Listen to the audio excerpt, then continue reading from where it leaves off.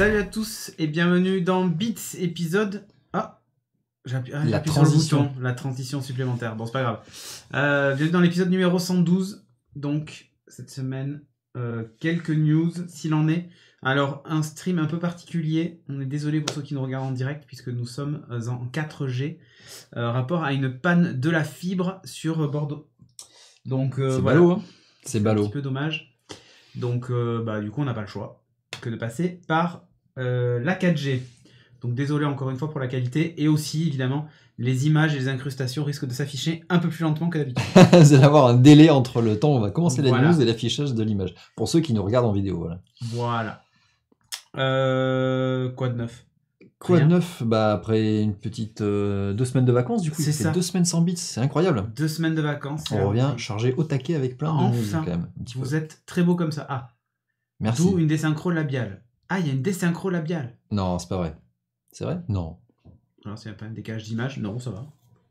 Il n'y a pas de drop Bon, d'image, on a réduit un peu la qualité pour le stream sur Twitch, Ouais, mais on est en normalement c'est bon. 4G, c'est ça d'habiter en campagne.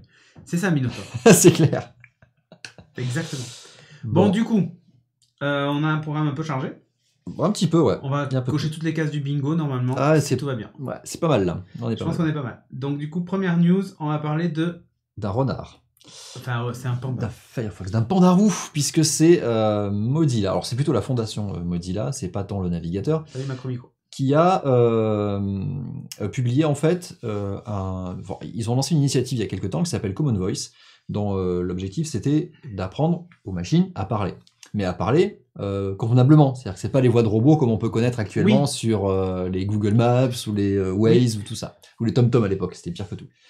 Et donc pour faire ça, ils ont mis en place toute une plateforme avec du coup les deux sens en fait de la voix, c'est-à-dire le speech to text et le text, le text recognition, donc dans les deux sens.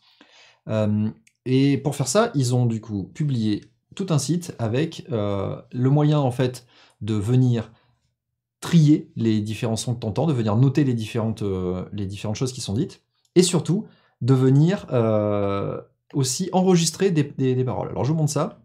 Attends que l'image arrive. Voilà. Donc là, en fait, donc vous allez pouvoir le tester. Donc c'est sur Common Voice. Et donc là, en fait, vous avez un texte qui apparaît et vous allez entendre en cliquant sur le bouton play quelqu'un qui lit ce texte-là. Et tu vas pouvoir du coup noter si c'est bien ou pas bien. Tu vois, un pouce en l'air, un pouce en bas. Et ça va permettre quoi? Ça va permettre d'alimenter derrière toute une base de données pour savoir si ces textes-là ont bien été lus ou pas. Ça va faire le tri en fait dans toute cette alimentation. En parallèle de ça, vous voyez, il y a deux onglets. Il y a un onglet écouter et un onglet parler. Et en fait, l'onglet parler, ça va permettre, il va vous demander en fait de lire un texte et il va l'enregistrer par votre micro. Donc vous allez vous-même alimenter cette base-là et du coup, votre voix et votre sample sera noté par d'autres personnes derrière. Le but de ça, c'est de créer une base de données énorme de voix qui vont être enregistrées par différentes personnes. Alors ça couvre plein de pays différents, plein de langues différentes et surtout plein d'accents différents. Chez les Belges, on dirait pas 96, mais on dirait 90. 96, exactement. 96. 96, c'est... 96. 6 96, ouais, bah oui. Ah oui, 96, oui, tout à fait. Donc voilà, donc le but c'est de crowdsourcer tout ça et d'alimenter du coup une grosse base de données. Sachant que c'est pas une base de données qu'on a actuellement à disposition gratuitement. Et ils veulent du coup l'ouvrir, donc ils veulent open sourcer tout ça, au même titre que du coup travailler sur le crowdsourcing. Alors actuellement la base donc elle a énormément grossi par rapport aux versions qu'ils ont initialement, c'est un projet qu'ils ont lancé il y a quelques temps. Il y a 1400 heures à peu près de samples de voix, ce qui est pas mal, 42 000 contributeurs en tout, dont 18 langues différentes. C'est assez pas mal, tout à fait. Le but de ça derrière, c'est que Mozilla cherche, en mettant à disposition toutes ces données-là, contribuer à l'accélération de tous les travaux qu'il peut y avoir sur la collecte et la qualification des données vocales. Et notamment aussi travailler à ce que les machines puissent parler plus convenablement, ou plus proche en tout cas des êtres humains. Voilà. Alors du coup, ils ont franchi l'étape d'après. Ça, c'est ce projet-là pour collecter et puis pour mettre à disposition cette donnée-là, en version open source. Et en parallèle de ça, ils ont un autre projet qui s'appelle Deep Speech, qui est du coup basé sur TensorFlow, donc les outils de génération de réseaux neuronaux de chez Google. Et ils ont du coup développé des outils de speech to text et de text to speech, qui du coup vont pouvoir utiliser ces données-là. Et donc il y a un projet en parallèle, donc là plutôt technique, avec tout plein d'exemples qui permettent du coup de rajouter de la voix dans les applications de manière ultra naturelle. Donc ils ont ces deux pendants là. Voilà. Et du coup, je vais faire le parallèle avec les avancées qu'il peut y avoir. Ça, c'est assez frais en fait. Et il n'y a pas beaucoup de travaux actuellement, à cette échelle-là, en tout cas, sur la voix humaine. Alors, on voit un petit peu les deepfakes, etc. Ouais. Mais c'est des trucs assez fermés et c'est pas généralisé en fait pour publier. Non, il y a Amazon aussi qui a dit qu'il travaillait beaucoup sur la voix de Bernadette, mais c'est ouais. Voilà, ça reste très fermé et propriétaire. Et en fait, je vais faire un parallèle avec ce qui s'est passé sur la classification d'images. On a énormément parlé de réseaux neuronaux sur le travaux sur la reconnaissance d'images, parce qu'il y a eu, entre autres, une base de données énorme qui a été publiée, qui s'appelle ImageNet, sur laquelle tous les travaux des chercheurs se sont basés. C'est une base de données tellement énorme qu'il y a beaucoup d'images qui sont déjà préclassifiées. Il y a eu tout un travail manuel déjà qui a été fait, et tous les algorithmes actuels de reconnaissance d'images à base de réseaux neuronaux travaillent sur cette base de données-là, puisqu'il faut énormément de bases de données déjà en fait alimentées pour pouvoir les entraîner. Et bien ça, ce que fait cherche à faire Mozilla, c'est la même chose, le même parallèle, mais avec la voix, le son et la voix humaine. Voilà. En parallèle de ça, il cherche aussi à travailler sur les différences d'intonation entre les accents et tout ça pour essayer de rapprocher un petit peu éviter les biais culturels qu'on peut avoir dans tous ces algorithmes d'IA. Voilà, donc j'ai oublié 2 images qui vont arriver bientôt, voilà. Donc là, voilà, du coup, à chaque fois que tu enrichis en fait la base de données, tu as un petit remerciement avec tout ça, tu peux te connecter et tout. Oh, grâce à vous, voilà. Nous sommes améliorés. Et surtout, la base de données donc, qui est entièrement disponible, vous pouvez entièrement la télécharger, donc vous avez un site, vous allez pouvoir vous inscrire, vous voyez, et suivant ce que vous choisissez, donc la langue que vous allez pouvoir choisir, vous allez pouvoir récupérer l'ensemble de toutes les données. 54 gigas de MP3. Voilà, 54 gigas de MP3, donc là tu es en anglais, 2500 samples à peu près, et déjà tout classifié. Donc ça a été donné, tu peux récupérer localement, et du coup, entraîner tes réseaux neuronaux là-dessus. Pour Star Citizen, exactement, c'est les packs de voix, c'est exactement ça. Language pack. N'importe quoi. Donc c'est une très bonne initiative et j'espère que d'ailleurs ça va servir à du coup, améliorer tout ce qui va être travail sur les algos de voix. Pas mal. Du coup, tu parlais d'Amazon. Bah oui. On va parler de la fin. La fin du Dash. La fin du Dash. Voilà. Ils ont fait un Dash arrière. Un Dash arrière. C'est vraiment ça. Un backdash. Bon, qu'est-ce que c'est les boutons Amazon Dash? Bah, c'était des petits boutons qui vous permettaient de passer des commandes rapides. Des trucs du quotidien. Du quotidien, voilà. De la bière, du Coca. Du papier de toilette, des couches. Si vous avez utilisé le bouton Durex, peut-être pas des couches d'ailleurs. Mais c'est l'un ou l'autre. Voilà. Ça vous permettait de commander ces trucs-là. Il y avait même quelques boîtes qui avaient intégré ça, des lave-vaisselle ou des lave-linge surtout qui intégraient des boutons pour recommander de la lessive quand vous arriviez au bout. Donc, alors ces boutons ils sont commercialisés depuis 2015 en fait, donc ça fait déjà pas mal d'années, ça fait 4 ans à peu près. Donc en fait ils sont plus commercialisés, par contre ils vont continuer à fonctionner. Voilà, si vous l'avez déjà. Ceux qui ont déjà acheté ces boutons, en fait vous allez pouvoir continuer à commander vos produits avec, donc ça il n'y a pas de souci. Toi t'en avais? T'avais la version dev, non, c'est celui-là? Moi j'ai la version dev, j'ai le AWS Dash qui permet de programmer ce qu'on veut dessus en fait. Ouais. C'est un bouton plus IoT qu'un bouton pour commander des produits. C'est le même hardware derrière, sauf que la batterie est un peu plus grosse. Bon, voilà. Donc en fait ce qui va s'arrêter c'est vraiment le bouton, par contre tout le service qu'il y a derrière et la mécanique qu'ils ont mis en place continue de fonctionner. Avec Amazon Echo. Et surtout que le service qui fait tourner ça derrière, qui est le Dash Replenishment Service, donc le service de rechargement par Dash, en fait il a été entre-temps, tu le disais, intégré avec des appareils électroménagers. Ouais. Et en fait c'est plutôt l'évolution du Dash que la mort du Dash actuel, c'est la forme en fait qui change, mais le service continue d'évoluer. Donc effectivement on est passé d'un bouton physique sur lequel on appuie à la commande par la voix avec les Bernadette, les Amazon Echo. Et en plus de ça, il y a tout un service qui s'appelle Virtual Dash Button, qu'ils ont développé, qui permet en fait, c'est une API sur laquelle tous les constructeurs vont pouvoir se connecter pour intégrer dans leurs différents appareils la possibilité de travailler comme un bouton virtuel Dash. Voilà. C'est ça. Machine à café qui aurait plus de café, vous appuyez sur un bouton recommandé et hop. Voilà. Leur objectif. Le lendemain, vous l'avez. Merci pour le sub. Merci. Leur objectif, en fait, n'a pas changé, ils l'ont rappelé. Le but, c'était pas de mettre des boutons partout dans la maison. Le but, c'était de faciliter, en fait, toutes les étapes de commande de produits du quotidien, qui sont d'habitude très fastidieux, dont ça apporte aucune valeur ajoutée. Et le bouton, c'est une étape, et il voudrait aller jusqu'à la maison qui s'autogère, en fait. Voilà. Oui. Le frigo qui autocommande tes trucs, les toilettes qui, quand c'est vide, recommande machin. Le papier toilette, et ainsi de suite. Exactement. Voilà. Donc, Charlie, t'inquiète, le bouton Durex fonctionnera toujours. Ça sera le paquet qui sera connecté, tu sais. Le moment. Dès que tu sors le dernier, paf, commande. C'est ça. Bon. On va parler un peu sécurité. C'est important la sécurité. Ah ça, oui, toutes les failles qui circulent en ce moment. Voilà. Tous les mots de passe qui fuitent un peu partout, et voilà, maintenant la solution, elle est là. elle a été validée puisque le WebAuthn, donc le Web Authentication API, on vire les mots de passe, a été validé par le W3C, c'est le consortium qui définit les standards du web actuellement. Donc c'est intégré en tant que nouveau standard du web, donc maintenant ça pourra être déployé un peu partout, sachant que ça a déjà commencé. Alors qu'est-ce que c'est que le WebAuthn? Et du coup je l'ai mis là, le FIDO2 qui est une alliance à côté, enfin un regroupement d'entreprises. Et pas un chien. Et pas un chien, exactement. FIDO c'est le Fast Identity Online, hein. Voilà, pour préciser ça. Donc le but de tout ça, c'est de créer des moyens de se connecter, de s'authentifier sur des différentes plateformes, sans avoir de mot de passe. Voilà, donc un passwordless, c'est ce qui est marqué dans le titre. Et en fait, ça va utiliser quoi? Ça va utiliser d'autres facteurs d'authentification, comme ce qu'on connaît déjà, les capteurs biométriques. Ça peut être la reconnaissance faciale, d'image, le doigt, Windows Hello, les capteurs d'empreinte, tout ça. Ça peut être un appareil mobile, puisque tu peux avoir comme on a la double tente, tu peux avoir un appareil mobile qui va valider en fait ta reconnaissance sur ton PC par un mobile connecté à côté. Et tu as les clés de sécurité de type clé USB. C'est les YubiKey, etc., qui sont des clés de la norme FIDO, justement. Voilà. Oui, le NFC aussi, j'ai vu, il y a plein de trucs. Le NFC et le Bluetooth également sont supportés, enfin tous ces trucs-là. Le but, c'est d'avoir un device qui va valider le fait que c'est bien toi, et que tu n'aies pas besoin de taper un mot de passe, un texte que tu vas envoyer, et ça va valider en fait ton authentification. La clé secrète reste en fait uniquement en ta possession, elle n'est jamais envoyée sur le serveur en face, ce qui fait que tu n'as pas de risque que ça fuite. Voilà. Exactement.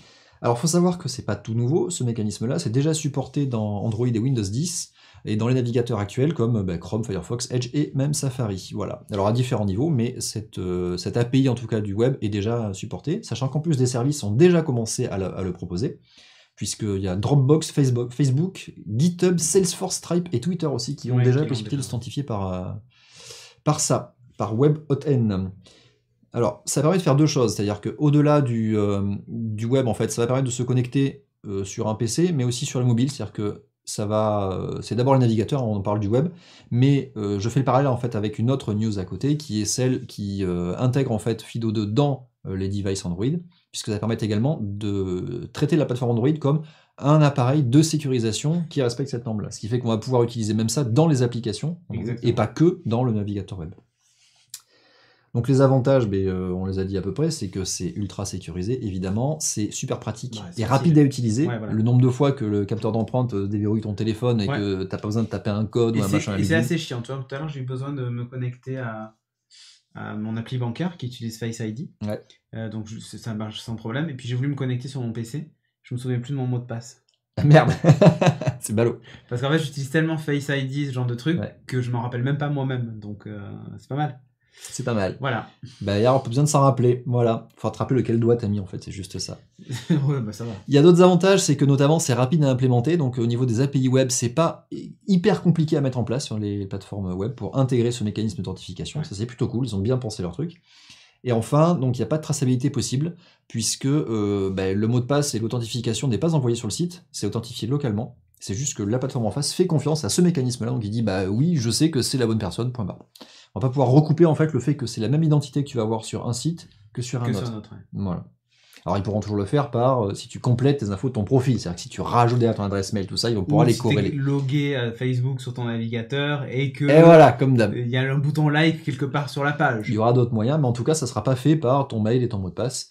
Et du coup ça c'est la mort complète de tous les leaks qu'on peut avoir sur les Have I Been Pwned, tu vois, voilà, les leaks de mots de passe qui sont utilisés dans différentes plateformes et tout ça. Ça va faire, ça annonce la mort de tout ça. Voilà, donc affaire à suivre, mais c'est vraiment très intéressant. J'attends de voir vraiment les usages dans les différentes plateformes parce que c'est plutôt cool. On va commencer à voir pas mal de développeurs qui vont parler de ça et qui vont l'implémenter. Il va y avoir des meet-up et tout ça. Il y en a un la semaine prochaine sur Bordeaux où ils vont faire la démo de ça en plus, j'ai vu.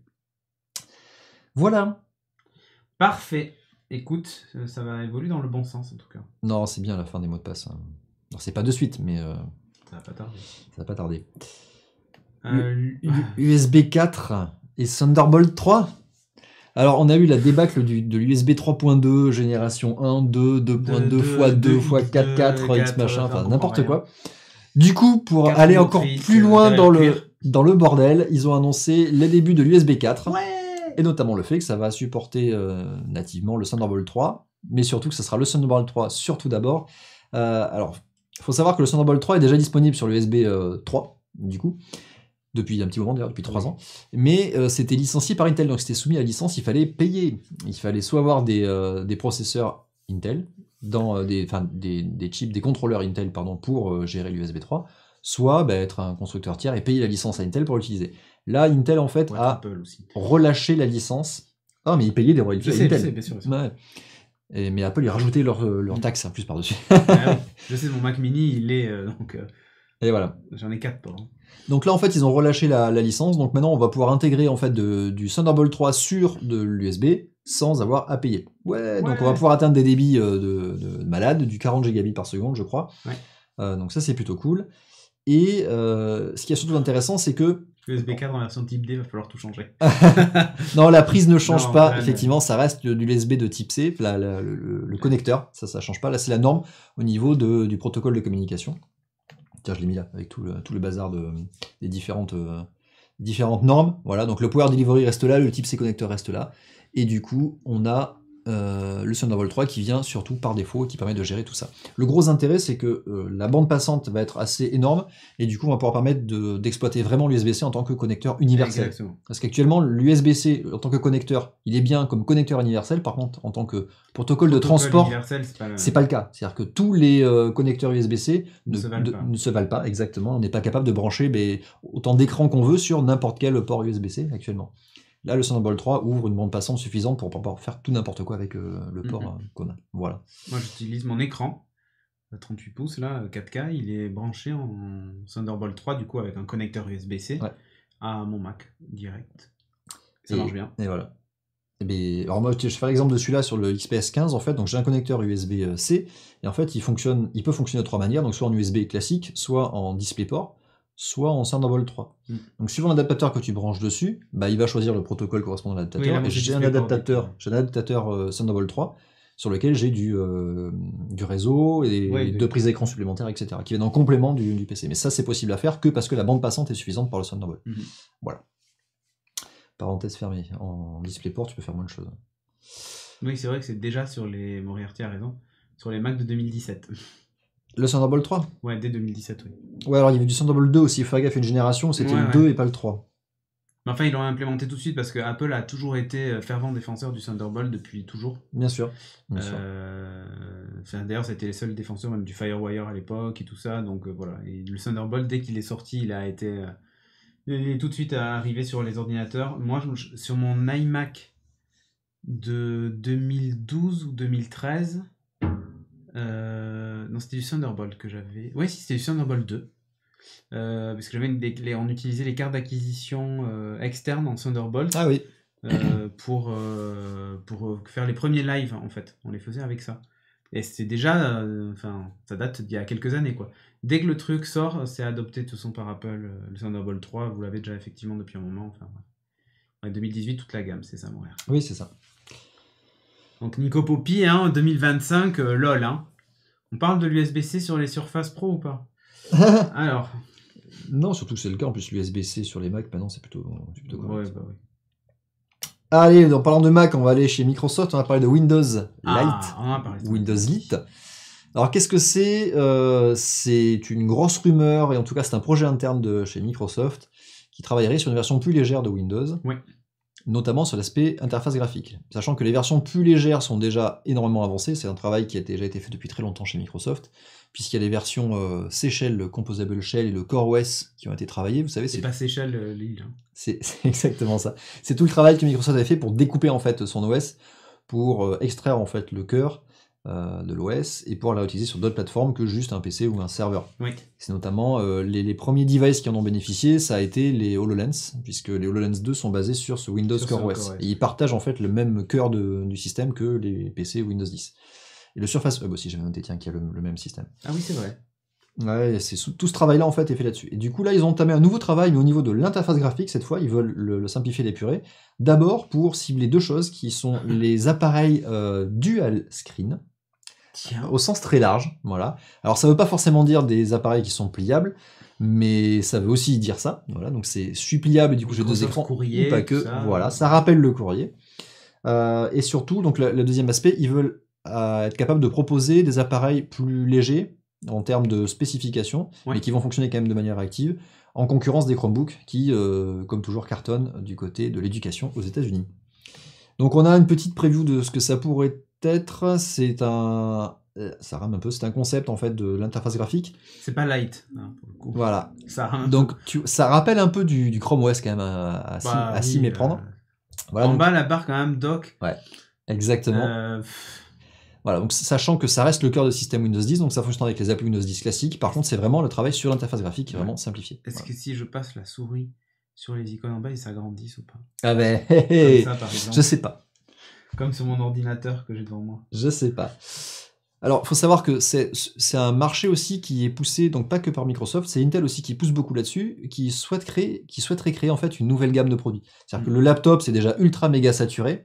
Il souhaiterait créer une autre gamme, donc la tablette, on a vu que c'était un peu en fin de vie sur les tablettes, en tout cas. On pense à Lenovo qui a fait pas mal de trucs avec ses mini tablettes. Enfin voilà quoi. Donc il y a tout un travail, donc là qu'on voit, donc ça c'est Intel en fait qui le pousse, donc il travaille beaucoup sur des concepts hardware d'appareils à double écran comme ça. Oui, c'est le Yogabook qui faisait ça. Le petit Monin d'ailleurs. Ouais. Sachant que c'est pas vraiment 2 écrans. Non, mais il y avait une surface tactile. Ouais, c'est un truc tactile. Mais effectivement, c'est dans la même veine. Ça pouvait être un écran. Bah, tu vois le principe de l'écran couleur à côté, et puis l'écran ink avec la côté machin. Mais c'est tout ce travail-là qu'ils essaient de pousser en fait chez Intel. Et du coup, forcément, si tu pousses ce type de hardware, il faut que tu aies le système qui suive avec. Bien sûr. Et donc Microsoft commencera à travailler là-dessus pour pouvoir sortir des choses comme ça. Moi, je trouve le concept vraiment intéressant. Et effectivement, ça rappelle énormément le Microsoft Courrier de l'époque. Mais tu vois, par exemple, ce matin, Nico Bopi faisait une remarque dans la chanson, il disait c'est le recyclage encore de Windows RT, de Windows 10S, machin, ça va faire un peu tout ça, mais non. Non, c'est pas du tout ça, c'est pas pareil. On est vraiment sur... Alors, c'est pas vraiment un nouvel OS, mais... Non, c'est juste une nouvelle interface graphique en fait. Nouvelle interface graphique et... Ils vont sans doute virer certains trucs de l'OS qui servent pas plus que ça sur ce type de device. C'est clair. Pour l'alléger et permettre de faire fonctionner tout ça. Donc c'est pas... Et en même temps, on n'aura pas les limitations en termes d'applications qu'on va faire tourner. Enfin, il y en aura certainement lié plus à la puissance qu'autre chose, mais l'idée globale, c'est plutôt d'avoir une base d'OS commune à tous les appareils et d'ajouter des briques dessus qui correspondent à l'usage que tu en fais. Donc par exemple, quand tu es dans HoloLens, tu as toute la brique holographique. Quand tu es sur un truc double écran, tu as ton truc double écran.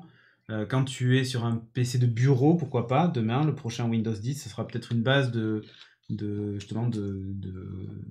Windows Core OS sur laquelle on va rajouter les briques desktop et ainsi de suite avec l'interface desktop et compagnie. Et ça sera assez logique, c'est le pas suivant.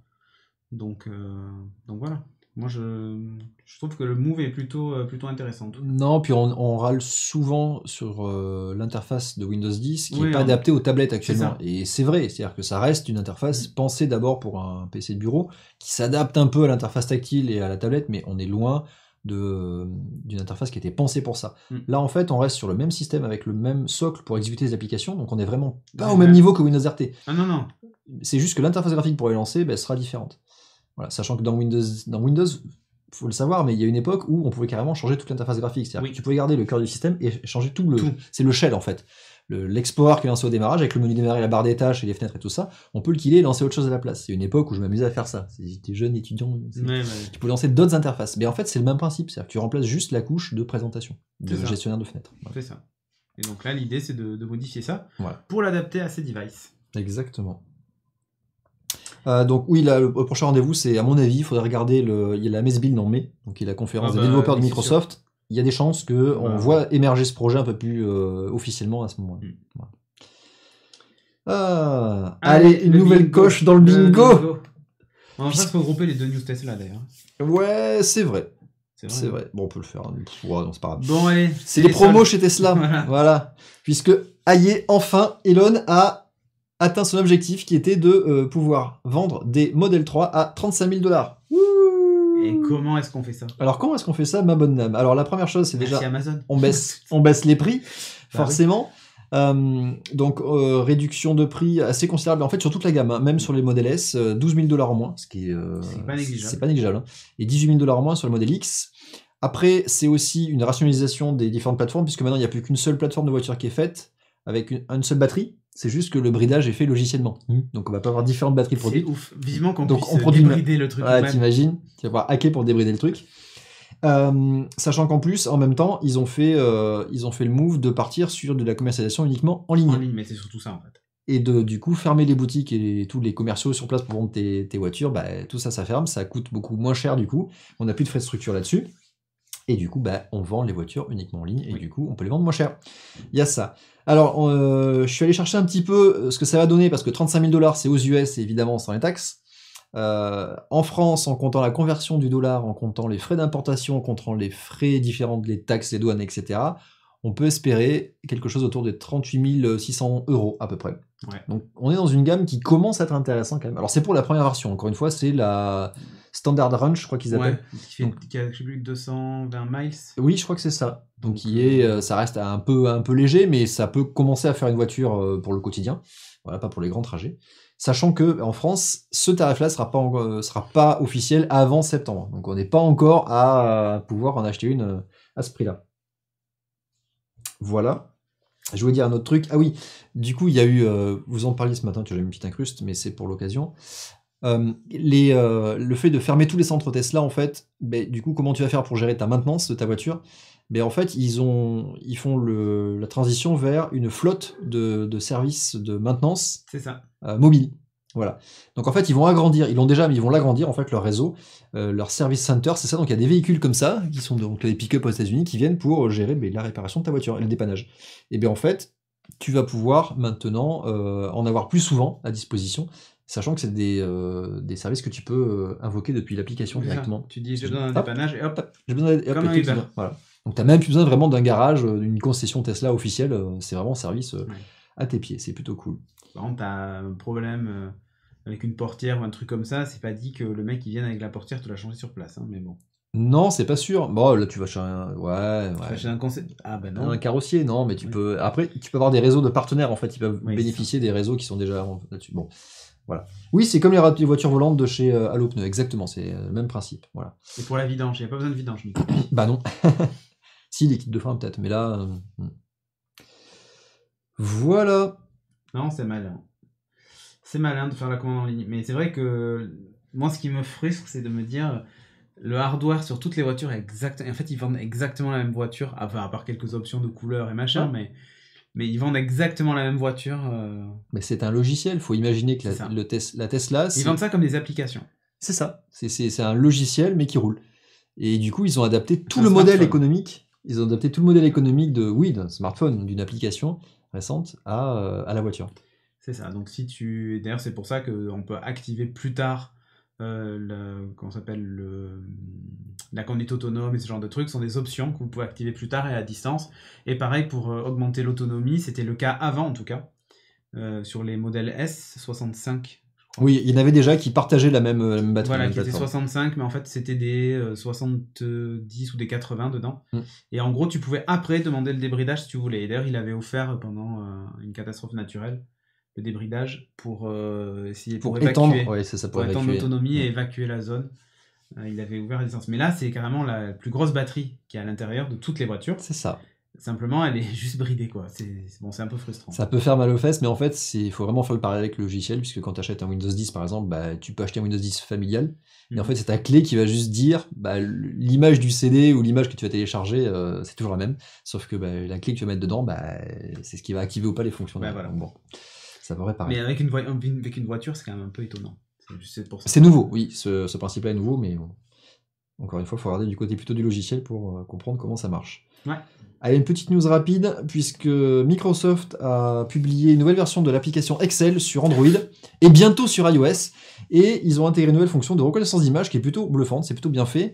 Encore une fois, ça travaille avec des réseaux neuronaux, et le principe c'est d'aller chercher dans des images que tu vas donc visualiser, donc là en temps réel, tu vois, tu prends la photo, et ça va aller, donc là tu croppes manuellement, tu vas aller chercher un tableau dans l'image, et automatiquement, ça va le traduire en petit classeur Excel avec reconnaissance des chiffres et tout ça, dans les bonnes colonnes et tout ça. C'est plutôt bien fait, je trouve.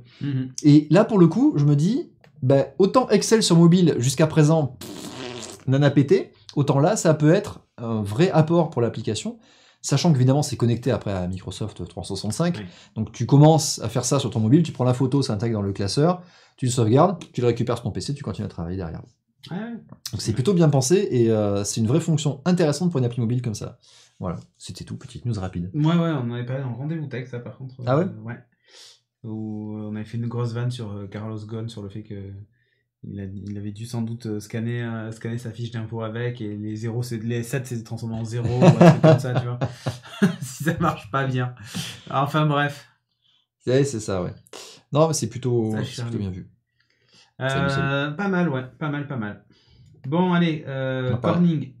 Corning. Vous savez, Corning, c'est le fabricant des Gorilla Glass. Exactement. La plupart des smartphones ont ça. C'est les vitres qui protègent vos écrans par-dessus. Voilà. Exactement. Qui sont censés être de plus en plus durs, rayables et tout ça, et de plus en plus solides. Bon, enfin, voilà. Et bien maintenant, l'enjeu, c'est d'être souple et solide à la fois. Hein, c'est ça. Comme diraient nos amis les inconnus. Souple et solide à la fois. Souple et solide à la fois, exactement. Parce que forcément, on arrive à l'avènement des smartphones flexibles. Hein, on n'en parle sans se rappeler tous les smartphones qui sont sortis. Le Mate X, voilà. Le Galaxy Fold et tout ça. Ah non, et c'est pas fini.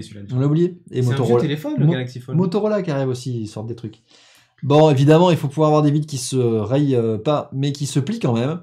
Donc c'est un vrai challenge pour travailler les matériaux en fait qui protègent ça. Jusqu'à présent, en fait, c'est surtout des vitres plutôt rigides, mais qui du coup se raillent pas parce qu'elles ont suffisamment de résistance là-dessus. Par contre, lors que ça devient souple, la complexité c'est de rendre un truc souple mais non rayable. Voilà. Alors sachant que Corning, ils y travaillent depuis un certain temps, ils estiment pouvoir arriver à quelque chose de vraiment intéressant d'ici 2 ans, donc c'est pas demain quand même. Sachant que les smartphones actuels qui se plient utilisent plutôt des plastiques, donc à base de polymère, donc c'est un truc qui risque de bien se rayer quand même. Hein. Rappelez-vous les tout premiers smartphones que vous avez eu avant l'avènement des Gorilla Glass, ça se rayait vraiment vraiment bien. On est revenu à ce niveau-là en fait d'écran maintenant. C'est le problème. Voilà. Et faut aussi rappeler que Corning travaille beaucoup par de l'injection d'investissement de la part d'Apple, puisqu'ils ont mis 200 millions d'investissement dans la boîte pour travailler sur ces technos-là. Ouais. Donc on peut imaginer que Apple, encore une fois, prenne le temps de regarder un petit peu comment ça se passe à ce niveau-là, avant de sortir. Ils vont envisager peut-être de sortir quelque chose avec de l'écran là-dessus. Ouais, sachant après, que l'écran... Sachant que il fournit tout le monde à LG. Oui, il fournit tout le monde. Mais sachant que, encore une fois, ça ne veut pas forcément dire que, que l'écran sera... Enfin, l'intérêt, c'est pas que pour les écrans flexibles. C'est-à-dire que dès lors qu'on arrive à faire un truc de résistant et flexible, ça veut dire que même si ça tombe, ça va pas se casser. C'est ça. Et ça sera pas rayable non plus. Voilà. Là, ce qu'ils disent, c'est qu'on franchit un cap supplémentaire. C'est-à-dire que faire juste une vitre qui se casse pas quand ça tombe et qui se raye pas non plus, on est à peu près bon maintenant actuellement pour ces genres de technologies-là. Mais là, ce qui change avec les smartphones pliables, c'est que la pliure et la souplesse va un cran plus loin. C'est-à-dire que là, il faut que ça descende à effectivement 1 cm de pliure, ce qui est assez colossal. Là où c'est intéressant, c'est que par exemple, avec ce type de verre, vous n'aurez pas cet effet, comme on a pu le voir par exemple sur le Mate X, à force de le déplier, de voir l'écran qui se creuse ou qui montre qu'il est souple en fait. Tu vois, on a la sensation que le plastique dessus c'est assoupli, tu sais, ça crée des espèces de bosses et de creux un peu partout, quoi. Alors, oui. Je sais pas si tu l'avais vu. Oui, mais il y a plusieurs couches en fait. Non, mais je sais bien. Donc il y a la vitre dessus, ça c'est indispensable. Mais là, après, sur le Mate X, il y a l'écran flexible dessus. Enfin, mais il y a les deux, c'est le sandwich qui fait tout ça. Sachant que ces vitres-là en fait sont prises en sandwich en fait avec tout le reste des technos de l'écran. Donc il y a ça, il y a le digitizer, le truc qui reconnaît votre tactile, et l'écran LCD ou OLED qui est pris dessous. Et là, effectivement, sur le Mate X, on avait la pliure parce qu'effectivement, l'écran est souple, mais forcément, si tu tiens les deux bords et que tu replies, ça fait une petite gondole par-dessus. Donc là, ça traite toutes ces couches-là, il faut qu'elles soient intégrées là-dessus. C'est même pire que des gondoles. Attends, j'essaie de te montrer l'image si ça veut bien charger. Mais Oui, on n'est pas diffusé, mais on avait parlé, effectivement. Voilà, ici, là. Ouais. T'as carrément des grosses gondoles tout le long de la pliure, quoi. Bah oui.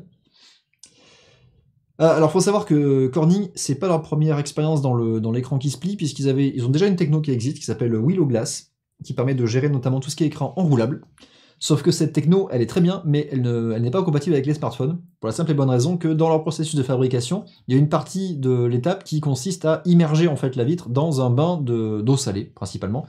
Donc du coup, forcément, on se retrouve avec un matériau qui est quand même assez rempli de sel, et le sel dans l'électronique, ça fait pas bon ménage, pas trop. Parce que la corrosion, voilà. Donc ils sont obligés d'aller chercher de nouvelles manières pour travailler ces matériaux-là, donc c'est plutôt intéressant, il y a de l'innovation encore à faire là-dessus. Voilà. J'ai essayé d'envoyer la pliure, mais bon. Elle est apparue chez toi. Elle est apparue chez moi, voilà. L'exemple de la pliure sur le Mate X. Ça veut bien se charger. Voilà. Là, on le voit à côté de son pouce et tout ça. Pouce, ouais, bah oui. Et pas que son pouce, hein, si tu regardes tout le long, tu vois toutes les bosses et les creux. Ouais, bah oui. Voilà. Et le fait de mettre même aussi ce revêtement, ça permettrait aussi sans doute, je pense, de... Il n'y a pas que ça. Je sais qu'il n'y a pas que ça, mais là, le revêtement, c'est vraiment un revêtement qui est tellement souple. Le truc, c'est que forcément, si tu le tiens fort par les deux bords et que tu le plies et que tu le redéplies, l'écran où il va gondoler au milieu, c'est logique. Non, surtout si c'est un sandwich, donc il y a plusieurs couches qui sont prises, c'est assez épais. Ce qu'il faudrait, c'est qu'ils réfléchissent à des mécanismes où le truc qui glisse, tu sais, quand tu l'ouvres, tu as une partie qui glisse dessous, qui machin. Mais on en est qu'au balbutiement. Donc encore une fois, les smartphones pliables, attendez, hein, c'est pas le moment. Voilà, vous dépêchez pas. Ah, voilà. Il est urgent d'attendre, comme on dirait. Les écrans de DS. Au niveau du plastique, tu veux dire au niveau de la... Oui, c'est vrai que c'est pas pris en sandwich, t'as un petit écart. Mais c'est pas gondolé sur la DS quand même. Non. Allez, on revient chez la mobilité, la voiture, puisque Goodyear a inventé, alors je cherchais un nom original, l'héliroue ou la roue lisse, c'est vous qui voyez. La roue lisse, je c'est pas pense que la roue lisse n'a pas été inventée par eux. Mais... Ah merde. Non. Donc c'est un concept aéro qu'ils ont annoncé au Salon de Genève, et dont le principe est celui-ci, c'est regrouper deux choses en une, la roue et l'hélice, puisqu'ils réfléchissent évidemment à la mobilité de demain, à savoir les voitures volantes. Wow. Donc ils ont proposé ce concept-là, donc ils y sont allés franchement. Donc il y a la roue, il y a des petites pales d'hélice style turbine, tu vois, avec des néons top Jackie Touch Tuning également. Et il y a une partie au milieu, tu vois, une partie intelligente dans la roue, puisque tu as de l'électronique embarquée, avec notamment tout un réseau de fibres qui est diffusé dans toute la roue, qui va permettre de capter en temps réel la déformation de la roue. Du coup, ils vont être capables d'analyser l'usure, la déformation et adapter en fait les ailes et tout ça en fonction de ça. Voilà. Et parce que les petits bâtons de jantes finalement sont des petites pales qui peuvent s'orienter ou pas.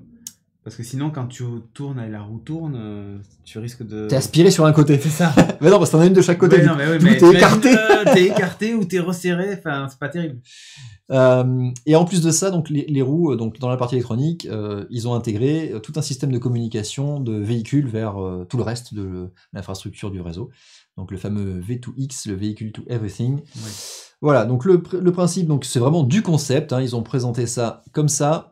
Le temps que ça arrive. Hein, voilà. Donc un concept de voiture volante avec les roues, tu vois, qui sont tournées. Donc là, c'est en position on décolle. Wow. Voilà. Et il y a tout ce qui fait la transition. Donc sachant que là, sur leur principe, sur leur concept, c'est une voiture qui passe de l'étape je roule à je vole de manière assez surprenante. Voilà. Donc là, tu as une étape intermédiaire où tu as deux roues en diagonale qui restent posées par terre, les deux autres qui commencent à se plier pour commencer à décoller, stabiliser le truc, et après ça transite. Voilà. Alors j'ai une petite animation le temps qu'elle arrive pour vous montrer un petit peu comment ça marche. Ouais, c'est vraiment du concept, ils sont allés chercher très loin. T'as le jour où tu dois changer ton pneu. Ah non, mais le truc, tu vois, il est intelligent. Il sait qu'il faut qu'il change tout seul. Du coup, il commande sur Amazon Dash virtuel un nouveau bout de truc et il le change tout seul. Si jamais t'abîmes la jante, par contre... Ah, alors, en parlant des jantes. Si jamais il abîme ta jante, bon, ça met un peu de temps, on est désolé pour l'anime, mais... Si t'abîmes tes jantes, tu peux plus t'envoler. Voilà. Donc tu vois, il lève une patte, comme s'il faisait pipi, tu vois, hop, il lève deux pattes, en croisé. Donc là, tu vois, c'est bon, c'est clignoté vert pour dire je décolle, hop, et les deux autres qui partent, et hop, c'est stabilisé, et hop, tu peux t'envoler. Alors le concept, il fait rêver quand même, on est bien dans la science-fiction demain, mais on est vraiment très loin de la réalité, mais je trouve ça... Oui. Merde. Non, mais je trouve ça intéressant. Merci pour le Prime, Data Lake. Merci, Data Lake. Je trouve ça intéressant que Goodyear, tu vois, cherche à quand même aller innover là-dessus, ou en tout cas se positionne sur ce type de marché-là. Évidemment, si demain la voiture volante existe, il faudra qu'il y ait des systèmes pour l'équiper, et je pense que combiner la roue et l'hélice, c'est pas con au final. Oui, non, tout à fait. Après, on est vraiment sur un concept qui va très loin. Vu la taille de l'hélice par rapport au véhicule, j'ai un doute sur la portabilité, le fait que ça décolle. Ah, les véhicules actuels, tu veux dire? Oui. Okay. Non, même le concept. C'est-à-dire? Enfin, je sais pas, ou alors la taille de la roue est immense. Ah si, elles sont grandes quand même. Oui, est-ce que ça va être suffisamment grand pour porter tout le véhicule dessus? Ah oui, non, mais bien sûr. Oui, bien sûr. Sachant que les véhicules qui existent actuellement, ils ont des hélices d'hélicoptères à chaque fois, quasiment. Oui, c'est énorme. Mais regarde la taille des pales sur la roue, quoi. Enfin, oui, non, c'est un concept, il faudra le travailler. Mais oui, l'importance. J'aime jamais l'idée, l'importance, tout à fait. Pas la portabilité. Portabilité du numéro, c'est encore autre chose. News suivante, on va rester dans la voiture. On va parler de la Tesla Model Ah, raté. Ah non, raté. Je dérapé, tu vois. T'as dérapé. Y. Modèle Y, puisque... Le 14 mars, on en saura plus. Voilà. Elon a annoncé par un petit tweet que rendez-vous le 14 mars. Ouais. Même le tweet, c'est long. Le fameux SUV de la marque Tesla, voilà, qui viendra se positionner... 10% plus grand que le modèle 3. Voilà. Et qui va coûter 10% de plus, mais qui aura un petit peu moins d'autonomie. Normal, un peu plus gros et un petit peu plus lourd. Voilà, rappelez-vous, la seule image qu'on a du véhicule, c'est ce truc-là. On reconnaît un petit peu la face avant typique des Tesla, mais on ne sait pas trop le reste. Voilà. Ouais. Toi, tu me disais, tu pensais à un modèle X en plus petit. Moi, je pense à un truc un peu plus allongé et carré derrière, tu vois, un truc un peu plus long, moins arrondi.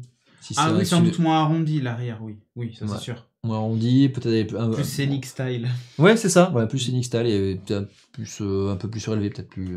Sachant que les roues de la Model X sont déjà assez grandes. Ouais, mais c'est pour ça, le Model X est un peu plus petite. Ouais. Et, mais après, la Model X, c'est vrai qu'elle a un arrière très spécial qui ressemble beaucoup, par exemple, à la X6 ou X4, ce genre de bagnole. Il faut aimer, hein, parce que c'est un espèce de gros coupé, quoi. En fait, ça fait un peu ça. C'est ça. C'est un peu bizarre. Oui, c'est bizarre. C'est un peu bizarre. On aime ou on n'aime pas, quoi. Mais voilà, et là, on aurait un arrière un peu plus classique, façon SUV, plutôt que SUV coupé. Enfin, je sais pas comment on peut classer ces X6 et tout ça. Enfin, c'est un peu compliqué. C'est du SUV coupé, ouais, c'est un peu ça. Ouais. Mais bon, voilà. Donc, un modèle moins onéreux que le modèle X, qui était ultra cher. Un coupé bizarre, un coupé décalé. Le modèle X était hyper cher, hein. Rappelez-vous, quand au départ il a été annoncé, on ne s'attendait pas à ce prix-là. Ah oui, ça fait mal. Puisque Elon Musk avait dit la Model S, on a tiré les prix vers le bas grâce au Roadster qu'on avait vendu super cher. Ouais. Le modèle X qui sortait devait normalement faire partie de la génération de la Model 3 en fait, c'est-à-dire des voitures un petit peu moins chères. En fait, il s'avérait qu'elle a coûté encore plus cher que la Model S. Les ailes, les. Et ils se sont dit, non, ne vous inquiétez pas, la Model S et la Model X vont servir à payer la Model 3. Bon, ok, ce qui est plus ou moins le cas, on va dire, mais c'est pareil. La promesse, c'est vraiment la promesse, c'était 35 000 au départ, et quand ils ont annoncé d'abord le prix de la Model 3, on se disait, mais non, il l'a fumé ou on est très loin des 35 000. Bon, maintenant, il y est. Ils y arrivent. Et il y a toujours le nouveau Roadster aussi, qui est magnifique, et qui, lui, n'est pas encore disponible, mais va coûter une blinde. Voilà, donc là, on va avoir un modèle un peu entre les deux. Moi, j'attends de voir la ligne, en fait, qu'ils vont donner, parce que j'ai de plus en plus de mal avec les lignes actuelles de leur voiture. En fait, je trouve que ça vieillit. Tesla ? Ouais, les lignes de voiture. J'ai vu une Model S tout à l'heure, là, il y a pas longtemps. Il y en avait une garette juste à côté. Bleu foncé. Non, peut-être, je sais plus. Non, c'était un peu plus loin, c'était pas juste à côté. Et je trouve que ça vieillit un peu. En tout cas, c'est vraiment du style, c'est des lignes vraiment à l'américaine. Oui. C'est vraiment des lignes très arrondies à l'américaine. Et l'arrière commence à me choquer, moi, un peu. Ouais, oui, l'arrière. On dirait les vieilles Insignia, tu vois. Mais avec oui. La grosse barre chromée. Bon. Il y a trop d'arrondis et je trouve que ça vieillit trop vite, en fait, ce truc-là. Ouais. Sachant qu'on toutes les voitures, en fait, qu'on. Le modèle 3, je pense, va venir un peu moins vite. On verra. Parce qu'elle fait justement un poil plus moderne, je trouve, que la Model S. Et bon, et je parle même pas de l'intérieur qui est hors norme, avec le toit vitré qui maintenant est de série d'ailleurs sur toutes les voitures. Ça devait être une option au départ, et finalement c'est de série. Cool. Donc tu as la vitre de l'avant jusqu'à l'arrière. Ouais, qui monte tout le long. Bref. Bon. On en reparlera de toute façon du modèle Y. C'est ça. Bon, de Tesla à SpaceX, il n'y a qu'une news. Hein. Exactement. Puisque SpaceX, le premier passager, et oui. On dirait qu'ils ont inventé, ils font comme chez Apple, c'est eux qui ont inventé le voyage spatial habité. Commercial. Puisqu'ils ont réussi le lancement de leur capsule Crew Dragon, qui a été lancée par une Falcon 9, évidemment, vous savez, la super fusée. Vous voyez, la petite capsule, c'est celle-ci. C'est la capsule qui a été développée pour envoyer effectivement des hommes dans l'espace. Vous voyez. Le fond qui s'affiche après. Ah non, mais là, c'est la PLS de la régie, la PLS de la connexion. Donc le lancement s'est fait ce week-end. Ils ont réussi à s'amarrer correctement sur l'ISS, sachant qu'il y avait un passager dans cette petite capsule, mais il n'était pas réellement humain. Il n'était pas vivant. Et non, il n'était pas vivant en tout cas. Il s'appelait Ripley, voilà, le petit mannequin qui est là. Ils aiment bien envoyer des mannequins dans l'espace en fait, hein, dans la bagnole, dans le roadster d'Elon, et là dans la capsule. En fait, celui avec le Roadster, il est parti beaucoup plus vite. Il est beaucoup plus loin maintenant. Il a plus la classe aussi. Ah bah oui. Mais comment te dire, je préfère être dans ce module que dans le Roadster dans l'espace. C'est vrai. À choisir. C'est pas faux. Voilà. Sachant que le but, c'était, il était double, hein, c'était déjà de montrer la capacité à envoyer effectivement un chargement capable d'embarquer des hommes dans l'espace, et surtout de tester un nouveau système d'amarrage sur l'ISS. Puisqu'il faut savoir que jusqu'à présent, toutes les capsules en fait, qui sont uniquement des Soyouz, majoritairement, qui s'amarrent à la station, s'amarrent par l'intermédiaire d'un bras qui est piloté manuellement depuis la station, en fait, qui va venir choper la capsule et venir l'amarrer directement.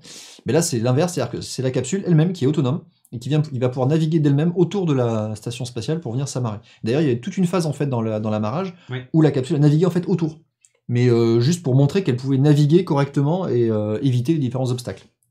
Et après, pas tout péter, quoi. Voilà. T'imagines si ça foirait, crac, allez la station, à bientôt. Quoi? Non, il avait fait sur une partie qui était pas risquée. Donc là, on voit l'amarrage. Et en fait, tout est fait depuis la capsule et c'est des mini propulseurs qui viennent ajuster au fil de l'avancée le positionnement de la capsule par rapport à la bande d'amarrage. Donc il y a tout un système de ciblage aussi. C'est toute une caméra avec une image qui vient regarder en fait l'avant de la station pour venir s'accrocher dessus. Donc voilà, il y a une belle vidéo qui montre tout le système. Je vous conseille d'aller la voir, c'est plutôt impressionnant. Sachant que ça, c'est également du coup le retour des Américains sur les vols habités. Ouais, ça fait longtemps qu'ils n'en font plus. Non. Ils étaient dépendants notamment des Russes par les capsules Soyouz, donc ils utilisaient ça pour envoyer. Quasiment que ça. Hein. Les Chinois aussi, non? Les Chinois aussi, complètement. Et ça faisait partie de la restriction, des restrictions budgétaires de la NASA pour envoyer tout ça. Sachant que du coup la NASA a pas mal communiqué là-dessus en disant eux, ça leur fait beaucoup plaisir puisque du coup, ils vont pouvoir continuer à exploiter des voyages spatiaux par l'intermédiaire d'entreprises privées. Donc, ils sont contents aussi d'apprendre que maintenant, il y a c'est un marché mature en fait, et il y a des entreprises privées qui sont capables de commercialiser ce genre de service-là, sans que eux aient à supporter tous les coûts de transport là-dessus. Et ils vont pouvoir, par la même occasion, se concentrer sur leur nouvel objectif, qui est aller conquérir la Lune et créer une base sur la Lune, puisque c'est ce que leur a commandé Trump récemment. Voilà. Ils vont y aller en modèle Y. Exactement. Ils vont se faire envoyer en bagnole là-bas directement pour aller concurrencer tout ça. Exactement. Voilà, c'est plutôt cool. Bah oui, c'est plutôt bien de voir. Tiens, j'avais une dernière image. C'est magnifique ce petit truc. Ouais. Qui vient. Il ouvre son nez, t'as vu? Bah oui, c'est trop bien pensé ce truc. Alors sachant que la capsule en plus va revenir sur Terre, parce qu'on est chez SpaceX, forcément, on récupère tout. Donc elle va revenir atterrir dans l'eau, je crois, se planter dans la flotte, ils vont aller la récupérer. Parfait. Et là, ils vont la planter sur une barge, tu sais. Ils vont se tromper, tu sais, c'est la retour de la roquette ou de la capsule? Et non, merde, bam, sur la barge. Il y a déjà une base nazie sur la Lune, nous dit Lionel. Exactement, c'est ça. On l'avait oublié. Bon, allez, on va revenir sur Terre avec des considérations beaucoup plus terre à terre. J'arrive pas à ouvrir le truc de la régie, tout est en PLS. Ah, mais en même temps, tu as été franco sur le non, mais ça va, il n'y a que du texte. Hop, c'est le PLS de ton mobile. Ah, mais c'est bon là. C'est bon, j'ai mis le titre, vas-y. Parfait. La taxe GAFAM, ça y est, on en a appris un peu plus aujourd'hui puisque on en sait plus sur le projet de loi. Donc c'est même plus que ça. Elle est effective en fait à partir du 1er janvier 2019. Donc c'est rétroactif. Hein. Oh, dis donc, comme c'est original. C'est une taxe de 3% qui sera appliquée en fait sur le chiffre d'affaires de toutes les entreprises du numérique, avec quelques qui répondent à certains critères. Alors écoutez bien. Si tu commences par un F et que tu finis par un book. Non, par exemple. Non. Tu es soumis à la taxe. C'est ça. Ah, c'est pas mal. Si le nom de ta société commence par G, A, F, A ou M, t'es soumis à la taxe. Ah, d'accord. Merde. Donc, du coup, le mec qui s'appelait Andouillette 2002, voilà, il est aussi concerné. Non, il faut au moins avoir 750 millions d'euros de chiffre d'affaires mondial et 25 millions en France. Et il faut remplir ces deux critères-là. Ensuite, si la reine et le roi... C'est un peu ça. C'est ça. Donc la taxe est censée normalement rapporter entre 400 et 500 millions d'euros c'est bien. En moyenne, voilà, et ça va aller crescendo, enfin c'est ce qu'ils espèrent en tout cas, parce que les mecs ils sont capables de te dire c'est 400 millions cette année, 450 en 2020, 550 en 2021, 650 en 2022. Ils connaissent à l'avance les chiffres d'affaires des sociétés. En fait, ils ont calculé à l'inverse. Ils ont dit, bon, on a besoin de combien là pour pouvoir continuer? Ah, cette année, il nous faudra ça, très bien, on va créer une taxe à cette hauteur-là. Super. Voilà, celui qui créera le premier sera taxé. C'est exactement ça. Alors, le truc, c'est que cette taxe n'est pas encore votée, elle va l'être normalement cet été, enfin d'ici cet été. Oui. Mais elle va être rétroactive. Donc les mecs doivent tellement être heureux. Ça cible les entreprises donc, qui tirent des revenus surtout d'audience sous forme soit de publicité, de vente de vos données, ce genre de trucs, hein, à des fins commerciales et compagnie, ou qui font de l'argent grâce à des montants prélevés sur les transactions que vous pouvez effectuer vers un client ou un vendeur tiers. Salut Amazon. On dit pas les noms, non, mais on les a bien ciblés quand même. Voilà, on dit rien. Alors, du coup, au total, il y a une trentaine de groupes qui vont être touchés, parmi lesquels Google, Apple, Facebook, Amazon, Microsoft. Pam, GAFAM, c'est touché. Ah, Uber. Le Bon Coin. Eh oui. Alors, Le Bon Coin, qui n'est pas une boîte française d'ailleurs, au passage. Enfin, qui n'est plus. Qui n'est plus, ouais. Qui est une boîte norvégienne maintenant. Ou Airbnb, par exemple. Ça. Voilà. Il n'y a qu'une seule vraie entreprise française dans le lot, c'est Criteo. On va pas pleurer. On va pleurer, hein, Criteo, donc qui fait de la pub en ligne et tout ça. Ciblage publicitaire. Mais ils vont avoir un petit avantage. Parce que figurez-vous que, histoire de vraiment montrer que c'est vraiment à l'encontre des sociétés étrangères et pas françaises, parce que Criteo paye déjà des impôts en France, c'est bien connu. Bah oui, hein. Quand même. Bon, eh bien... Ils ont pas tout mis en cire pour avoir les subventions. La taxe, si vous la payez, sera déductible de la base imposable sur l'impôt sur les sociétés. C'est-à-dire que le montant de l'impôt sur les sociétés est calculé sur une base, un montant, et vous pouvez déduire de cette base le montant de la taxe que vous avez payée. Donc si vous avez payé, je sais pas moi, 50 millions d'euros, vous pouvez retirer 50 millions. Encore plus compliqué. Ouais, c'est ça. Et l'idée, en fait, ça pourra permettre de réduire jusqu'à 1/3 du montant de la taxe sur les sociétés... Enfin, de la taxe... on peut réduire jusqu'à 1/3 du montant de cette taxe pour les entreprises qui paient leurs impôts en France. Donc, voilà. C'est sympa. C'est-à-dire que, par exemple, chez Apple, si je paye des impôts en France, du coup, même Apple pourra bénéficier d'1/3 de moins sur la taxe parce qu'ils payent des impôts en France. Oui, mais... C'est très compliqué. Oui, mais l'idée derrière, elle est intéressante, c'est que le but, c'est de les faire payer en France, en fait. Bien sûr. Donc, si tu payes déjà en France, bah du coup, tu vas payer moins. Et si tu payes pas en France, bah du coup, tu vas taper plus fort par cette taxe-là. Donc, l'idée, c'est vraiment de les inciter à payer un maximum en France par rapport aux chiffres qu'ils font en France. Cette loi a été ciblée pour ça. Par contre, ils ont été très forts sur travailler effectivement sur les curseurs pour bien cibler les bonnes boîtes, ouais, alors, y a une sans ratisser quand même. Trop large. Pour bénéficier de ce 1/3 de montant en moins, il faut que tu paies tes impôts en France sans utiliser de montage pour minorer les impôts. Ça va super loin en fait, ça devient très compliqué. Voilà, c'est difficile de piéger une fois, mais c'est un peu ça. Non, mais c'est exactement ça. Mais voilà, bref. Donc évidemment, personne n'est content. C'est-à-dire que tous les acteurs du Tech in France, donc par exemple, il y a Apple, Facebook, tout ça qui sont là-dedans, ils estiment que cette nouvelle taxe s'ajoutera en partie aux dispositifs fiscaux déjà existants, dont ça quitte l'ensemble des entreprises qui paient leurs impôts aux sociétés en France et qui vont les pénaliser de facto à la concurrence internationale. Bon, bref. À l'inverse, d'autres acteurs comme la Fédération du commerce et la distribution, qui regroupe la plupart des enseignes de la grande distribution, jugent que la taxe est insuffisante. Alors il y a ceux qui disent oh, mais non, mais nous la taxe on veut pas entendre parler, ça me fait chier de la payer. Ceux qui ne la payent pas, qui disent mais ça va pas assez loin. Bon, enfin personne n'est content en fait. Voilà.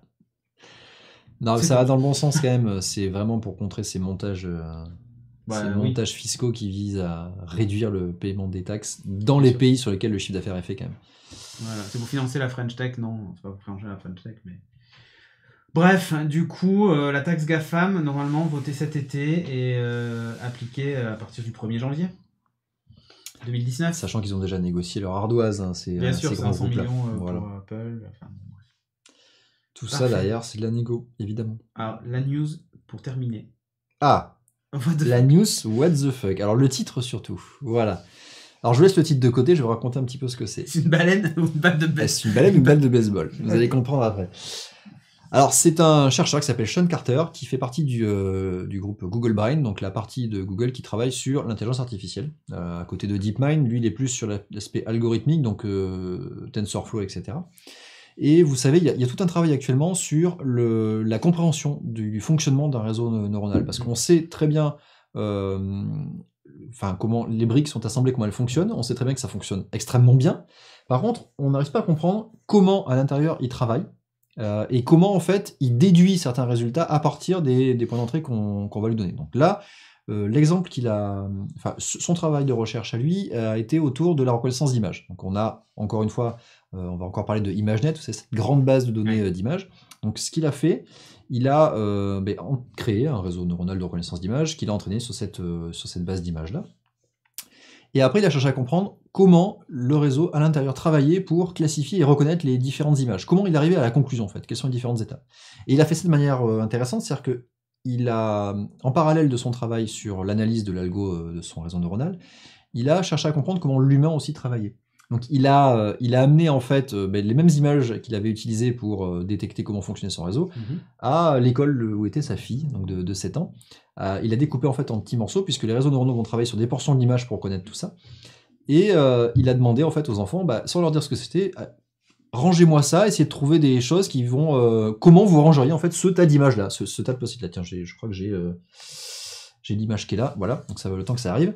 Donc c'est plein de petits bouts d'images, et en fait, voilà, donc il faut les classer. Donc là, de manière totalement libre, essayez de les classer pour faire des tas qui vont se regrouper entre eux. Voilà. Et il s'est rendu compte qu'il était extrêmement surpris parce que les enfants ont reconnu quand même des portions d'images, notamment pas mal d'oreilles de chiens. Alors il faut savoir que, pour l'anecdote d'ailleurs, que ImageNet, c'est une banque d'images dans laquelle il y a énormément d'animaux et notamment de races de chiens différents. Donc c'est une banque de données. Alors c'est terrible parce que tous les réseaux neuronaux qui sont rentrés sur cette banque d'images-là ont une capacité pour reconnaître les différentes races de chiens phénoménale. Donc tu peux hyper bien différencier les différentes races de chiens. Donc c'est pour ça qu'il y a beaucoup de races d'images, mais on va en parler d'ailleurs de ça. Et du coup, il s'est rendu compte que les enfants arrivaient à classifier ça. Ça, c'est une baleine. Ça, c'est l'image que tu as vue, voilà. C'était une baleine. Ah, pas mal. On va y venir. Et les enfants avaient reconnu que c'était des images de chiens et avaient commencé à grouper les oreilles de chiens entre elles, etc. Voilà, donc il a trouvé ça plutôt intéressant. Il faut savoir que ce chercheur-là, il n'est pas tout seul sur ce papier de recherche, il a un co-auteur avec lui qui est celui qui avait publié tout le papier sur Deep Dream. Je ne sais pas si vous vous rappelez de Deep Dream, ça fait partie de la même initiative de chez Google qui est de comprendre un petit peu comment ça fonctionne dans les réseaux neuronaux de reconnaissance d'images. Et ils avaient à cette époque-là entraîné pareil des réseaux neuronaux sur les images de ImageNet, là les chiens, et ils avaient du coup derrière, une fois obtenu ce résultat-là, ils ont dit maintenant, plutôt que de travailler à reconnaître des images, on va le prendre à l'envers, on va dire tiens, donne-moi un chien. Voilà, crée-moi une image de chien. Et ça donnait des trucs complètement farfelus et complètement psychédéliques de ce genre de trucs-là. Alors il y en a plein, tu vois, donc tu reconnais un peu des oreilles, chien. Des machins. Oui, tu reconnais des bouts de chiens, tu vois. Bon, il y a un oiseau un peu au milieu avec des chiens, machin, tout ça. Alors il faut savoir que... Un oiseau, ouais, je sais pas, c'est un oiseau, un papillon, un poisson. Un renard, il y a des trucs de chiens, enfin c'est vraiment... Là, il y a beaucoup de pattes quand même. C'est super psychédélique. Donc, des images comme ça, vous cherchez Deep Dream et Dog, vous allez en voir plein. Et ça permet un petit peu, encore une fois, de comprendre comment ça fonctionne comme derrière. Pokémon, mais... Celui-là, il est pas mal. Hein. Dessine-moi un mouton, qu'on nous dit exactement. Alors, les nouveaux travaux là sur lesquels ce chercheur a travaillé, eh bien, en fait, il a, alors, vous savez peut-être pas, mais je vais vous expliquer rapidement. Un réseau neuronal du coup est composé de différentes couches. Voilà, donc, il y a l'entrée qui va être l'image, et différentes couches en fait qui vont travailler. Suivant différents principes, ils vont découper l'image et analyser certaines parties, recouper les informations entre elles, analyser d'autres choses plus en profondeur, etc., pour arriver au résultat final. Donc là, on voit Softmax, qui est en gros une classification. Donc c'est en gros un pourcentage de chance de chacune des classes dans lesquelles l'image peut appartenir. Ouais. Voilà. Donc il y a 80% de chance que ce soit un chien de type Greyhound versus un chat ou une baleine et tout ça. Donc ce qu'il a fait, c'est qu'il a pris, donc il a créé ce réseau neuronal-là, et il a alimenté avec des images, et il a regardé quels sont les différentes neurones. Donc là, les petites neurones, c'est les briques bleues que vous voyez, de chacune des couches, qui sont les briques un peu plus grandes bleues qui les entourent. Donc ces différentes neurones qui vont s'activer à chacune des images-là. Et donc il a, petit à petit, envoyé de nouvelles images, et il a essayé en fait de regrouper parmi toutes les images qu'il envoyait, celles qui activaient les mêmes neurones des mêmes couches au même moment. Donc il s'est dit, plutôt qu'essayer de comprendre à l'intérieur de l'algo comment ça marche, on va essayer d'alimenter ces données-là, et essayer de voir, de classifier les différentes couches et les différentes neurones qui sont activées par les différentes images. Et donc, il a classifié les images que le réseau neuronal classifiait lui-même. C'est assez intéressant. Et il se rend compte en fait que, alors, dans les différentes couches, je vous l'ai dit tout à l'heure, les réseaux vont découper en fait l'image et vont analyser des portions. On peut pas, d'un point de vue performance et d'un point de vue mémoire surtout, analyser toute une image complètement. Ouais. Donc les réseaux vont travailler sur des portions d'image qui vont après recouper pour en déduire ces informations-là. Et donc là, avec ce genre d'analyse-là, il peut classifier, tu vois, à gauche c'est plutôt un snorkel, à droite c'est plutôt un plongeur. Et du coup, on voit que certaines images, tu vois, qui n'ont rien à voir, par contre, avec ça, vont quand même activer des neurones qui vont dire, tu penches plutôt vers un plongeur qu'un autre animal derrière, voilà. Donc il a classifié tout ça sur les différentes couches, et donc je vous invite à aller voir son papier, c'est assez phénoménal, il détaille ça énormément, c'est hyper bien expliqué, vraiment, il y a beaucoup d'images, beaucoup de choses. Et du coup, ça lui donne une cartographie assez énorme voilà, donc il y a une carte énorme de toutes ces images-là, donc qui sont corrélées sur quelles sont les couches et quels sont les neurones qui sont activés par les portions d'images qui sont envoyées là-dessus. Donc tu reconnais, tu vois, il y a la forme, il y a la couleur, mais il n'y a pas que ça, il y a d'autres choses qui interviennent. C'est Star-Lord, je sais pas. Et donc du coup, il a regroupé tout ça, très bien. Ce qu'il a fait derrière, c'est que il a regardé un petit peu comment le réseau neuronal, au final, déduisait sa conclusion, donc la classification de l'image. Et ça reste relativement... c'est classique, c'est-à-dire qu'il se dit, le réseau a reconnu de l'eau à un endroit, une dent à un autre endroit, paf, il va savoir que ça va être un requin. Et du coup, c'est toutes ces petites informations qu'il va recouper qui va aller construire le résultat final. Et il a été beaucoup plus loin, c'est qu'il s'est dit, maintenant que je vois un petit peu comment le réseau travaille sur les différentes portions d'image et qu'il en déduit ces résultats-là, je vais pouvoir intervenir dessus en disant, si l'image, je la modifie légèrement, ou vraiment beaucoup plus difficilement, je vais être capable de perturber en fait le comportement du réseau. Parce que je sais ce qu'il attend, et je sais ce que je vais pouvoir modifier pour changer son comportement là. Et donc ça, c'est tout un travail sur, vous savez, tous les biais cognitifs qu'on peut avoir dans les réseaux neuronaux. Oui. Et bien là, il va aller chercher les limites de ces trucs-là pour dire, si je change tel paramètre en entrée, jusqu'où en fait le réseau va être capable de reconnaître les bonnes informations. Et donc la conclusion et le titre de cette news en vient là-dessus. Il est, du coup, il prend une image, donc là c'est effectivement une baleine, et il s'est rendu compte que s'il rajoutait d'autres portions d'image aux bons endroits, il transformait complètement la façon dont le réseau neuronal allait conclure le résultat de l'image. Donc là, tu vois, tu rajoutes une balle de baseball, et tu passes d'une baleine, en fait, à un requin. Pas mal. Parce que tu as rajouté une balle de baseball dans l'image. Très bien. C'est un truc de malade. Mais ça... On sait, pour transformer une baleine en requin, il suffit d'une balle de baseball. Exactement. Voilà. La conclusion, c'est ça. Merci pour ces travaux de recherche, c'est parfait. Non, mais un sombrero aussi, éventuellement. Ouais, non, alors il y a plein d'autres exemples. Et un autre truc qui est très intéressant, donc on en revient du coup sur la classification des chiens, puisque ImageNet, c'est blindé de chiens. Il s'est rendu compte que la manière dont la classification se faisait, c'est majoritairement sur les oreilles. Donc en fonction des oreilles des chiens... Les oreilles de requin, c'est chaud. Ouais, les oreilles de requin. Les oreilles des balles de baseball aussi, c'est un peu chaud. C'est un peu chaud, hein, là, je peux pas dire. Mais... Non, tu vois, si les oreilles sont plutôt tombantes ou redressées ou flottantes, etc., mais c'est quasiment là-dessus que l'ensemble du critère de décision va être pris. Ah, putain. Et donc en changeant ces paramètres-là, aux bons endroits de l'image... Si tu tiens les oreilles de ton chien en l'air, c'est foutu. Exactement. Il change de race. Voilà, c'est ça. Putain. Voilà, donc c'est très intéressant, et ça permet de continuer à avancer en fait sur la compréhension de ces réseaux neuronaux, et surtout éviter les biais qu'on peut avoir, et notamment tout ce qui va être véhicule autonome, reconnaissance d'image, tout ça. Voilà. Pas mal, pas mal. Le mec s'amuse bien en tout cas. On a terminé l'émission ? Tout à fait. On est parfaitement dans les temps, 1 heure pile, c'est incroyable. Génial. En 4G. En 4G. On est en train de bouffer toute ta data. C'est ça. Donc t'es pas content. Non. Pour nous soutenir, tipeee.com/stdrenegade. Ouais. Tout un petit lien sur le papier, nous demande Scalen. Ouais, alors je vous l'envoie, je vous mets ça dans la chatroom. T'es comme ça, toi. Il faut chercher, en fait, c'est Activation Atlas. Voilà, c'est le mot-clé qu'il a donné, je vous mets dans la chatroom, je vous mettrai dans la description sur YouTube pour ceux qui sont en replay. Voilà. Vous cherchez ce papier-là, vous allez voir, c'est hyper bien détaillé. Il y a des images, et tout est classifié, c'est-à-dire qu'il y a pas mal de choses interactives sur lesquelles vous allez pouvoir naviguer dedans. D'ailleurs, c'est arrivé, tu vois, donc tu peux naviguer dedans, aller voir les images et tout ça, machin, et classifier tout ça. Cool. Allez-y, ça vaut le coup, vraiment. Donc, je disais, tipeee.com/stdrenegade, j'ai lancé le titrage, ouais, c'est bon. Ouais. Voilà, ça nous aide tout simplement à payer le loyer du studio et les frais. Et Internet, mais qui marche pas. Et Internet qui ce soir ne fonctionne pas, donc merci beaucoup. Mais merci à vous en tout cas de nous soutenir. C'est important pour nous le Tipeee, encore une fois, il a encore un petit peu baissé. Mais l'opération 500 c'est fini et c'est gagné, tout à fait Guillaume. C'est gagné. C'est gagné, ça va nous permettre de toucher un petit peu plus de revenus de la part de Twitch. C'est-à-dire jusqu'à présent, pour faire simple, sur un sub, on touchait la moitié. Maintenant, on va toucher 70% de la somme que vous investissez. Donc, quand vous mettez 5 euros, avant on touchait 2,50. Maintenant, on va toucher 3 euros. 50 centimes de plus par sub, ce qui n'est pas négligeable. Hein. Multiplié par les 100 000 que vous êtes, c'est phénoménal. Vous imaginez pas. Vous imaginez même pas. À nous, les modèles 3, maintenant qu'ils ont baissé le prix. Tu parles. En attendant, donc voilà, le Tipeee est important parce que le Tipeee nous rapporte beaucoup plus. Quand vous donnez 5 euros, on touche beaucoup plus. Donc, opération 1000K. Non, mais ça n'a aucun intérêt, l'opération 1000K. En tout cas, voilà, ça nous aide vachement. Et merci encore à vous. On va changer un petit peu le Tipeee. 1000K euros sur Tipeee, c'est pas mal. On va essayer de changer un petit peu le Tipeee. Changer un petit peu les paliers, les contreparties. On est en train d'étudier tout ça. Vous avez vu que Twitch ouvre un bureau à Paris. Non, je l'avais pas vu. Si, ils ont des bureaux assez pas mal d'ailleurs. Je l'avais pas vu. Ouais.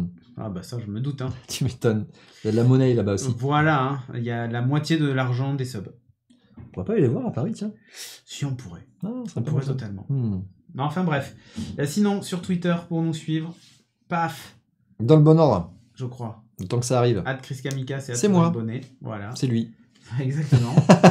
Donc n'hésitez pas à nous suivre si vous le souhaitez. Et sinon, pour être tenu au courant de tout ce qui se passe sur la chaîne, studiorenegade.fr. Et allez-y, vous pouvez demander si vous avez un Amazon Echo. Vous pouvez demander à Alexa, vous pouvez dire à Alexa, demande à Studio Renegade quel est le prochain stream, par exemple. Ouais. Et il va vous dire quel est le prochain. Enfin, elle va vous dire quel est le prochain stream. Ou voilà. Bref.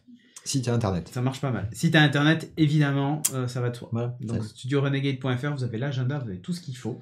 Sur l'appli aussi, effectivement, ça marche. Hein, et bientôt, un retour de la boutique avec des stickers, certainement, et ainsi de suite. On n'a pas parlé des trottinettes ni de mobile. On n'a pas parlé de trottinettes et de mobile. Ah, il y en a qui suivent au niveau du bingo. Hein. Pas mal. Vrai, super. Mobile, si, on en a un peu parlé, avec les écrans. Alors, vous devez être une des plus grosses chaînes généralistes à FR. Ah, sur Twitch, possible. En tout cas, la plus grande proportion de subs par rapport à un nombre de follow, oui, ça c'est sûr. Merci Damios d'ailleurs pour ton Twitch Prime, merci à toi.